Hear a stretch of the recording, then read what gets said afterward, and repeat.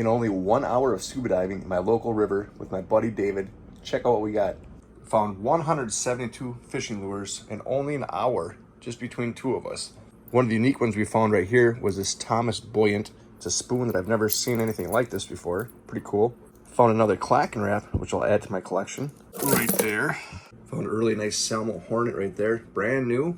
Probably over 100 swivels right here. Couple dice. Check out this hook right here. It's huge. Who was fishing with that? Another special hook right here that I've never seen before. Probably about 12, 14 more lures right here, but those are junk, and some of these other ones might be junk too. Also found some bottles. This is the lead that we found right here. Gonna put all my necklace in here, then I'm gonna end up washing over by the sink.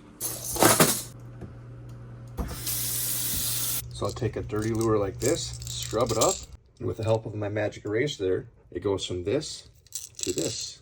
That's pretty neat. And then after that, I've got a lot of hooks over there, that I'll be putting on them, and then I'll be laying them out here and then put them in trays. These are the empty trays I have left, and these are the trays of lures that I have all put together already. And this one here is getting shipped out today. And this was all the fishing line that we pulled out of the water, along with the cord. Now that's what I call recycling from the river.